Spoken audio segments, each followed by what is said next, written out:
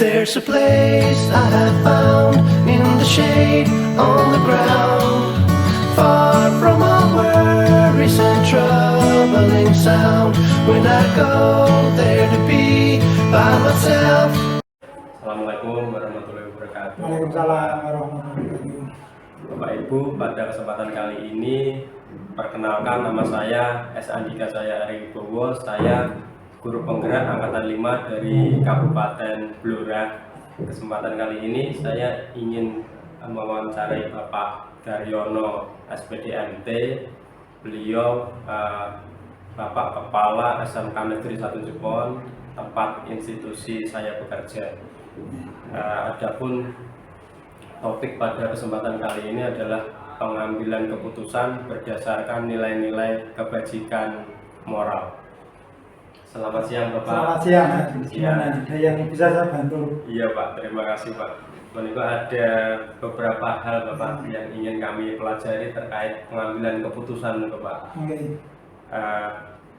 Tentu Bapak sebagai pemimpin di suatu instansi ini sangat sering sekali Pak harus mengambil suatu keputusan dengan tepat dan bisa diterima oleh berbagai pihak dengan berbagai pertimbangan Pak.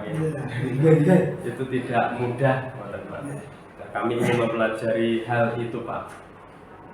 Yang pertama seperti kita ketahui bersama Bapak, bahwa terkadang ada keputusan yang sangat sulit diambil karena dua dasar pertimbangannya itu sama-sama benarnya Pak. Itu bisa kita sebut mungkin sebagai dilema etika, sedangkan salah satu itu sudah jelas sekali Bapak bahwa apabila dilakukan maka akan dipertimbangkan sebagai suatu hal yang salah. Apabila tidak, itu pun ada bujukan kuat dari lingkungan, kadang-kadang dari teman-teman juga. Begitu Bapak. Nah, selama ini kira-kira Bapak bagaimana ini Pak dapat mengidentifikasi kasus-kasus yang dihadapi selama memimpin itu, apakah sebagai sebuah dilema etika atau bujukan moral begitu Bapak? Ya, untuk dilema etika memang ada, karena kan sama-sama benar, kita terkait dengan anggaran juga. Jadi anggaran itu dibutuhkan untuk semuanya penting. Ya, semua penting, untuk ini penting, untuk itu penting, dan harus segera semua dilakukan dalam bersamaan. Tapi mengingat karena harus ada skala prioritas, maka tetap skala prioritasnya itu kita identifikasi mana yang lebih penting dulu, sehingga kita menjelaskan kepada teman-teman, sehingga yang dilaksanakan adalah yang skala prioritas untuk anak didik dulu yang mana. Sedangkan untuk dilema yang bujukan moral, ya bujukan moral itu memang ini dilema juga ya. Dilema itu kalau kita kan berpegang teguh pada regulasi, kita berpegang teguh pada regulasi. Sementara kalau memang kita bisa mengambil kebijakan, ya kita ambil kebijakan, tetapi tidak keluar dari regulasi yang ada. Jadi tetap kita berpegang teguh pada regulasi, meskipun nanti ada sedikit kebijakan-kebijakan sedikit yang tapi masih dalam koridor masuk regulasi, bisa dilaksanakan. Baik, jadi untuk bisa kami simpulkan tadi, untuk yang dilema etika itu berdasarkan skala prioritas. Untuk yang bujukan moral tetap berpegang pada regulasi. Terima kasih Bapak. Kemudian pertanyaan yang kedua ini Bapak, selama ini untuk menjalankan pengambilan keputusan itu sendiri Bapak, terutama pada kasus-kasus yang dilema etika tadi Pak, yang sama-sama benarnya. Nah, ini bagaimana Bapak lebih nyaman, lebih istilahnya enjoy dalam memutuskan hal-hal yang pertimbangan, dasar pertimbangannya sama-sama benarnya menurut Bapak, dengan cepat dan tanpa ekses misalnya? Ya, kita tetap melibatkan di tim manajemen. Tim manajemen kita ajak untuk diskusi dengan adanya dua dilema yang sama-sama benar ini, mana yang kita dahulukan, sehingga tidak semena-mena saya mengambil keputusan, tetapi tetap dalam koridor kita kebersamaan ini kolaboratif, sehingga apapun keputusan kita bisa diterima di level berikutnya. Jadi tetap ada kolaborasi dengan manajemen. Iya, kita tetap melibatkan di manajemen. Oke, terima kasih Pak Tret. Iya. Kemudian ini Pak, Iya. tentu Bapak juga punya tips-tips tersendiri untuk Pak sebagai pemimpin. Kemudian langkah-langkah yang selama ini biasa Bapak pakai untuk mengambil keputusan itu seperti apa? Ya, biasanya kita identifikasi lapangan, kita keliling dulu lapangan, kemudian kita minta masukan-masukan dari teman-teman yang ada di lapangan. Dari identifikasi itu kan muncul masalah dan muncul potensi.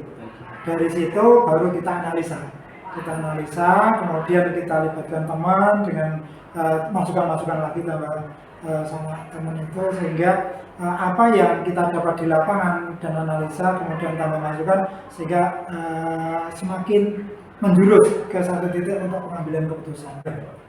Jawaban singkat satu Bapak. Oke. Kepentingan orang banyak, regulasi apa rasa peduli? Satu saja Pak.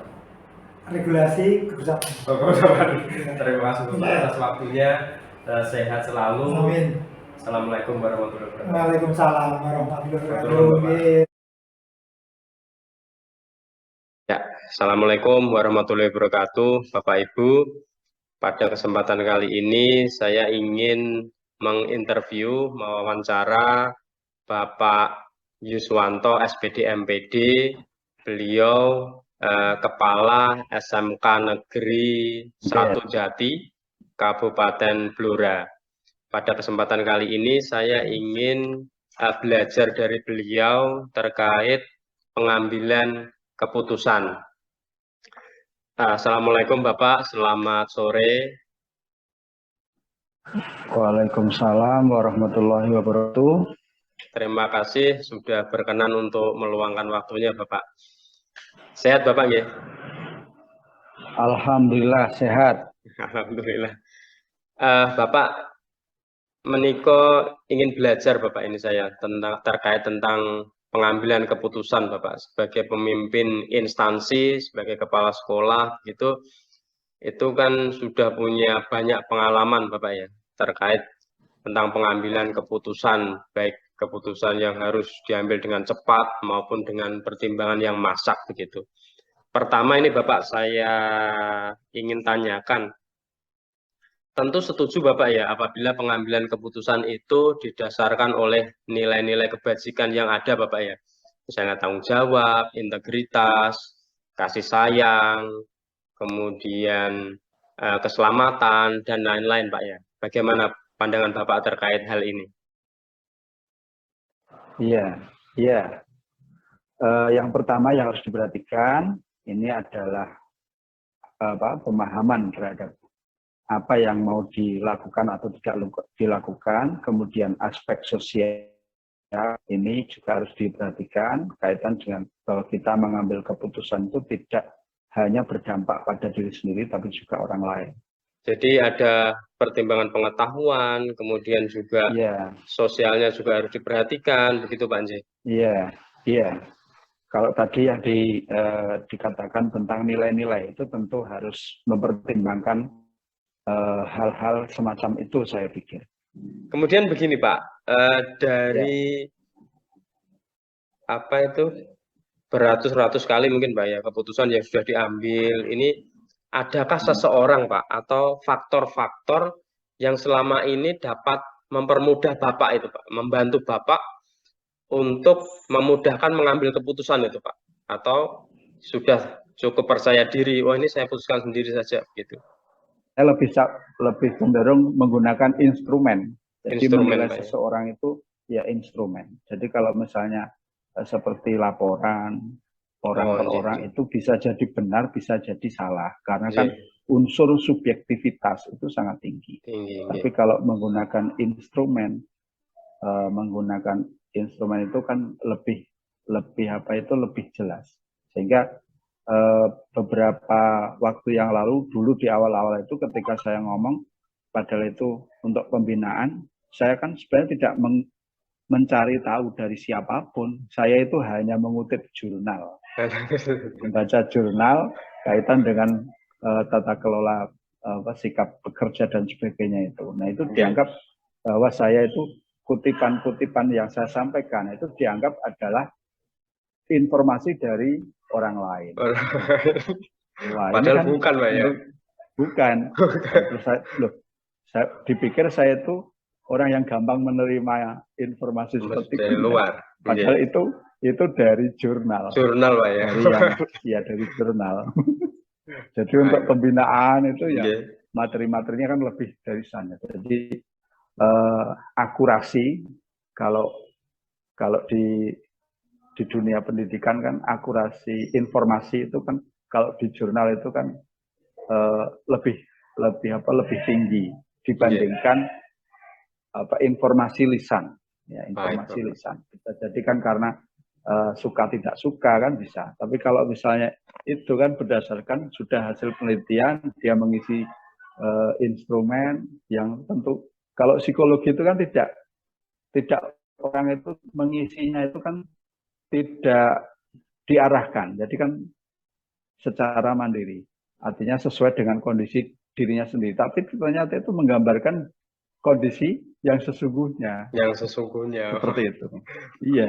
Berarti kalau Pak Yus ini tipe-tipe orang yang tetap harus ada dasarnya begitu Pak ya? Ya iya, nggak mau.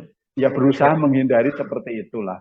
Terus apa bedanya kita orang terdidik dan tidak terdidik kan begitu. Nah, kalau orang tidak terdidik kan mempercayai informasi sembarangan.